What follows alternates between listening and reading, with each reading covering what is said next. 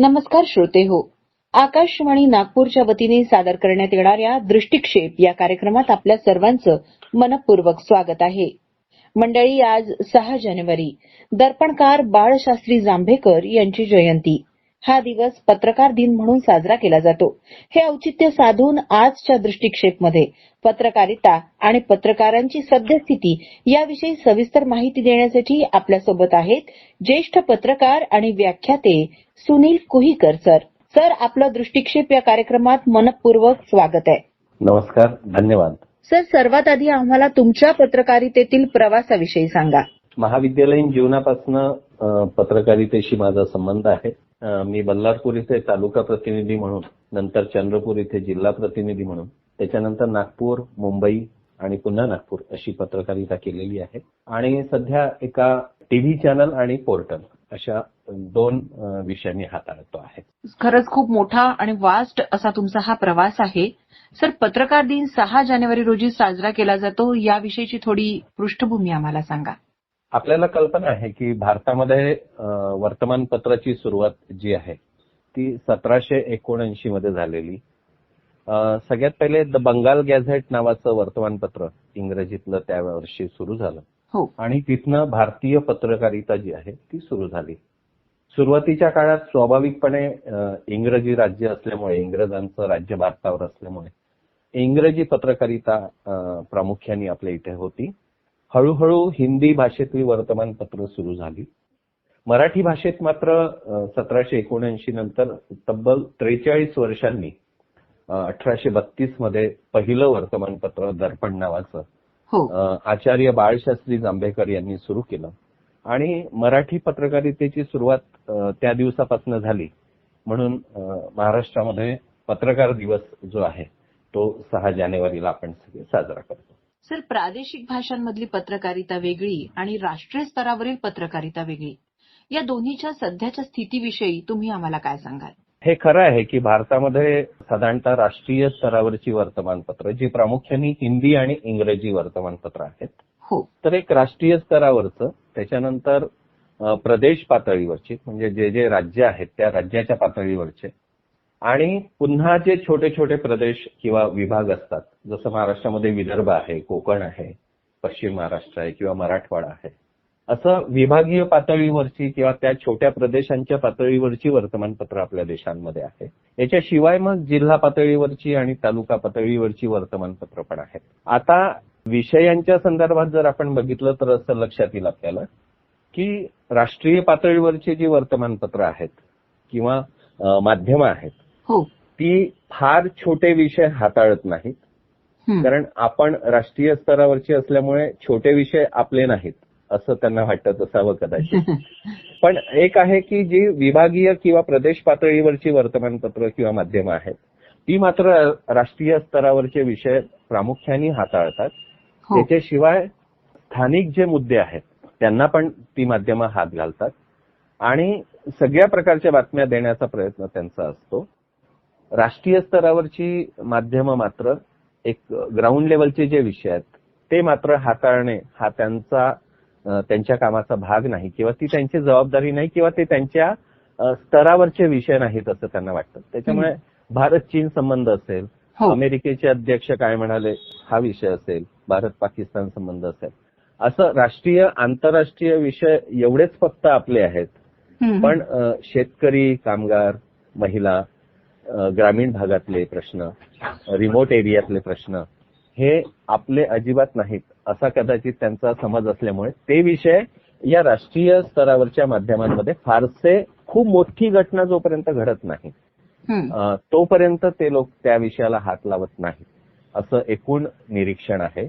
या उलट प्रादेशिक भाषेतली जी वर्तमानपत्र आहे प्रादेशिक स्तरावरची त्याच्या हळूहळू जिल्हा आणि तालुका लेवलच्या आवृत्त्या होत चालल्या असल्यामुळे तिथे ग्राउंड लेवलचे विषय किंवा खूप छोट्या स्तरावरचे विषय हाताळले जातात खरं, पण त्या तालुका स्तरावरची जी आवृत्ती आहे त्याची व्याप्ती तेवढ्या क्षेत्रापुरतीच असल्यामुळे तो विषय तेवढ्या भागापुरताच मर्यादित राहतो. म्हणजे उदाहरण सांगायचं झालं तर धुळ्यात काय घडलं हे जळगावच्या लोकांना कळत नाही चंद्रपुरात काय घडलं हे वर्ध्याच्या लोकांना कळत नाही, नागपुरात काय घडलं हे अकोल्यातल्या लोकांना कळत नाही.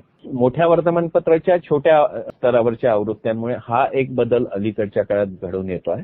म्हणजे राष्ट्रीय स्तरावरची वर्तमानपत्र अधिक व्यापक होत चालली आहे क्षेत्राच्या दृष्टीने, पण विषय हाताळणीच्या दृष्टीने ते मर्यादित होत चालले आहे. आणि प्रादेशिक किंवा छोटी वर्तमानपत्र ग्राउंड लेवल पर्यंत चालली, ते विषय पण चांगले हाताळतात, पण त्यांची भौगोलिक दृष्ट्या क्षेत्राची मर्यादा असल्यामुळे ते हाताळत असलेले विषय मोठ्या स्तरावर पोहोचत नाहीत, अशी एकूण आताची स्थिती आहे. पण यासोबतच सोशल मीडिया आणि OTT प्लॅटफॉर्मचा देखील माध्यमांवर एक प्रकारे परिणाम झालाय असं दिसतं. तर आपण याविषयी काय विचार करता की याचा खरंच असा परिणाम होतोय का पत्रकारितेवर? तुमच्या प्रश्नाचं उत्तर नक्की हो असंच आहे. परिणाम नक्कीच होतो आहे. सोशल मीडियामध्ये माध्यम जगत हे सर्वसामान्य माणसाच्या हातात गेलं आहे. ज्याला जे पाहिजे ते तो ते माध्यम जगत सोशल मीडियावर टाकू शकतो. प्रत्येक जण पत्रकार आहे. वर्तमानपत्रांनी माझा लेख छापला जर नाही तर मला काही आता बिघडत नाही, मी माझ्या माध्यमांवरून ते लोकांना सांगू शकतो. अशी एक सुविधा जरी उपलब्ध झाली असली तरी त्याच्यामध्ये लोक ज्या पद्धतीने घाई करतात एखादी बातमी सांगण्यासाठी किंवा त्याची शहानिशा न करता त्याचे कायदेशीर जे पैलू असतात त्याचा अभ्यास न करता बऱ्याचदा ते टाकलं जातं. कायद्याच्या दृष्टीने ती तपासून घेतात, शहानिशा करतात. त्याचा कुठेतरी अभाव सोशल मीडियाच्या संदर्भात आपल्याला जाणवतो. पण लोकांना लगेच कळतं हे मात्र आहे की वर्तमानपत्राच्या तुलनेत किंवा टीव्ही पर्यंत एखादी बातमी जाण्यापूर्वी तिथे उपस्थित असलेला एखादा माणूस त्याच्या जवळच्या मोबाईलनी ते शूट करतो आणि सगळ्या जगाला सांगून मोकळा होतो. तर त्या बातमी पसरण्याचा वेग या माध्यमांमुळे नक्कीच वाढला आहे. फक्त त्याच्यातले जे धोके आहेत त्या संदर्भात मात्र कुठेतरी काळजी घेण्याची गरज आहे, जी माध्यमं घेतात बऱ्याचदा. आता वर्तमानपत्र याच्यामुळे बंद होतील का या प्रश्नाचं उत्तर फार नजीकच्या काळात असं काही होईल असं मला वाटत नाही. जगात ज्या देशांनी सगळ्यात पहिले इंटरनेट स्वीकारलं किंवा इंटरनेटचा शोध लावला, अमेरिकेसारख्या एखाद्या देशामध्येही आजही वर्तमानपत्र बंद होईल अशी भाषा कोणी वापरत नाही, जिथे जवळपास सगळेच जण इंटरनेटचा वापर करतात. तोही देश वर्तमानपत्र बंद पडेल असं काही म्हणत नाही. तर आपल्या देशात वर्तमानपत्र बंद होतील नजीकच्या काळात असं म्हणणं फार धारिष्ट्याचं होईल असं मला वाटतं. सर, याला जोडून एक माझा अजून एक प्रश्न आहे की सोशल मीडिया जेव्हा आपण म्हणतो तेव्हा कुठेतरी पोर्टलच्या माध्यमातून ज्या बातम्या अलीकडे लोकांपर्यंत पोहोचतात तो देखील एक कन्सर्नचा विषय आहे का? हो, नक्कीच आहे. असं आहे की लोकांना असं वाटतं की पत्रकारिता करणं फार सोपं आहे आणि त्याच्यामुळे वेबसाईट तयार केली की पोर्टल तयार होतं टेक्निकली. पोर्टल तयार झालं की आपण पत्रकार झालो, समज आहे म्हणा, सहज लोकांना वाटायला लागला. त्याच्यामुळे कोणीही वेबसाईट तयार करतो 5-10 हजार रुपये खर्च करून आणि पोर्टल तयार करून पत्रकार असल्याचं सांगतो, मिरवतो. बऱ्याचदा विधिमंडळ अधिवेशनाच्या ठिकाणी किंवा एखाद्या राजकीय पक्षाच्या कार्यक्रमात असा पोर्टलचा सुळसुळाट झालेला आपल्याला दिसतो. बऱ्याचदा नेत्यांच्या तोंडीही हे वाक्य आलेलं आपल्याला ऐकायला मिळते, बघायला मिळतं. तर सुळसुळाट झाला आहे का हे खरं आहे, झाला आहे. मधल्या ज्या लॉकडाऊनच्या काळामध्ये इंटरनेटचा वापर खूप मोठ्या प्रमाणात वाढला, त्याच्यामुळे त्या काळात वर्तमानपत्र बंदही होती. त्याच्यामुळे सोशल मीडिया किंवा इंटरनेटचा प्रामुख्याने वापर करून पत्रकारिता करण्याचा एक प्रयोग जो सुरू झाला त्याचाच हा परिणाम म्हणू आपण की पोर्टल्स मोठ्या प्रमाणात सुरू झाले. पण भविष्यात यातले टिकतील आणि उरतील तेवढेच जे क्वालिटी वाईज चांगलं करतील, जे खऱ्या अर्थाने पत्रकारिता करतील, जे दर्जेदार पत्रकारिता करतील, दर्जेदार मजकूर देतील, बातम्या देतील, अशांचेच पोर्टल पुढच्या काळात टिकलेले आपल्याला दिसतील असं मला वाटतं. सर, पेड न्यूज हा एक आणखीन कन्सर्नचा विषय आहे की नेहमीच त्यावरून वादविवाद होत असतात. याविषयी आम्हाला थोडं मार्गदर्शन करा. पत्रकारितेतला एक चुकीचा प्रकार तो आहे कोणालाच नको आहे, काही लोकांना हवा आहे, हम्म. काही लोकांच्या फायद्याचा, काही लोकांच्या तोट्याचा असा तो भाग आहे. प्रामुख्याने भारतीय पत्रकारितेवरचं राजकीय क्षेत्रातल्या लोकांचं जे प्रभुत्व किंवा वर्चस्व मागच्या काळात स्वातंत्र्योत्तर काळात प्रामुख्याने वाढलं. हो. त्याचा एक परिणाम जो आहे तो पेड न्यूजच्या स्वरूपात त्यांनीच निर्माण केला आणि त्यांनाच नको आहे आता हम्म. असं काहीसं झालेलं. तर राजकीय क्षेत्रामध्ये जाहिराती देणं परवडत नाही, म्हणून मग थोडे पैसे देऊन कमी खर्चात पेड न्यूज प्रकार करायचा किंवा जाहिरात दिली की लक्षात येते ही जाहिरात आहे म्हणून, हो. पण तेच बातमीच्या स्वरूपात दिलं की ही जाहिरात आहे असं सहज लक्षात येत नाही. हम्म. तर लोकांना अशा माध्यमातून मूर्ख बनवण्याचा प्रकार. पण हळूहळू आता सर्वसामान्य वाचक जो आहे किंवा प्रेक्षक जो आहे त्यालाही ही बहुधा पेड न्यूज असावी असं इतकं त्याचं आकलन तर नक्कीच झालं. तो तेवढा हुशार नक्कीच झाला. पेड न्यूज हा प्रकार अस्तित्वात नाही असं मी अजिबात म्हणणार नाही, पण सर्वसामान्य वाचकांना, प्रेक्षकांना, श्रोत्यांना पेड न्यूज लक्षात येते लगेच. हो. इतके ते हुशार झाले आहेत, अलर्ट झाले आहेत. हेही खरं आहे. हाही बदल समाजात घडून आलेला आहे. की जसं आपण पेड न्यूज म्हणतो किंवा राजकारणाच्या क्षेत्रातल्या पेड न्यूजचा आपण आता विषय बोललो, अशाच बातम्या, तयार बातम्या या काही PR एजन्सीज म्हणा किंवा अन्य काही न्यूज सर्व्हिसेस कडून तयार बातम्या पत्रकारांना मिळतात. हे असं तयार बातम्या मिळणं पत्रकारितेला घातक आहे का?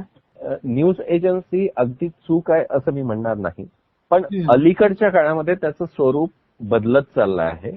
आता असं होत चाललं आहे की पत्रकारच सगळीकडे हे काम करतात, हेही तितकंच खरं आहे. हो. एखाद्या घटनास्थळी एखाद्या न्यूज एजन्सीचा माणूस जातो, तो ती घटना कव्हर करतो, त्याची दृष्टी, त्याची जी काही वैचारिक पातळी असेल त्या अँगलनी तो ती बातमी तयार करतो आणि एकाच वेळेला 50-100 लोकांना पाठवून देतो. आणि त्यात बरेच लोक जी त्याची सेवा घेतात ते त्यातल्या व्याकरणाच्या चुकांसहित ती बातमी वापरतात. हो. तर हा कुठेतरी मग त्याची शहानिशा पण होत नाही, त्याच्यातल्या चुका पण दुरुस्त होत नाही. त्याच्यामुळे एखाद्या बातमीवर काम करणे, मेहनत घेणे हा जो एक प्रघात पूर्वीच्या काळी होता, अगदी अलीकडच्या काळापर्यंत तो होता अस्तित्वात.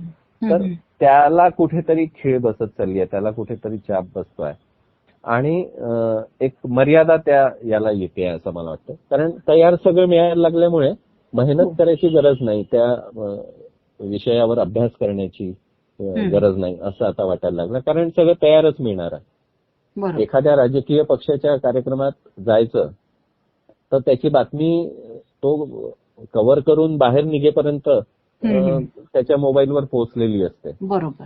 ही सेवा जरी तत्पर असली, म्हणजे क्विक सर्व्हिस जरी असली तरी ती आता या अर्थाने मात्र घातक आहे. बरोबर. जिथे माझं नेटवर्क नाही, मी समजा एखाद्या वर्तमानपत्र चालवत असेल किंवा एखादं माध्यम चालवत असेल, तर जिथे माझं नेटवर्क नाही तिथली एखादी बातमी मिळवण्याच्या दृष्टीने मला ही सर्व्हिस उपयुक्त आहे. बरोबर. पण माझ्या क्षेत्रातली, मी जिथे राहतो तिथली बाजूची पण बातमी मला स्वतः फील्डवर जायची गरज नाही अशी जर स्थिती निर्माण झाली असेल तर पैसे देऊन बातम्या उपलब्ध होतील. तर ही स्थिती पत्रकारितेच्या दृष्टीने फारशी चांगली आहे असं मला वाटत नाही. सर, आज आपण वेळात वेळ काढून दृष्टिक्षेप या आमच्या कार्यक्रमात सहभागी झालात आणि इतकं महत्वपूर्ण मार्गदर्शन केलं, यासाठी मी आकाशवाणी नागपूरच्या वृत्त विभागाच्या वतीने आपले मनपूर्वक आभार मानते. धन्यवाद. धन्यवाद. आपल्यालाही खूप खूप धन्यवाद. तर श्रोते हो, अशाच माहितीपूर्ण कार्यक्रमांसाठी ऐकत रहा आकाशवाणी नागपूरचे दर्जेदार कार्यक्रम. दृष्टिक्षेप हा संवादात्मक कार्यक्रम आपण दर शनिवारी सकाळी 10:35 ऐकू शकता. आमच्या YouTube चॅनलला सबस्क्राईब करा आणि दृष्टिक्षेप मालिकेतील सर्व भाग ऐका. आपण भेटूया दृष्टिक्षेप या कार्यक्रमाच्या पुढील भागात. तोपर्यंत नमस्कार.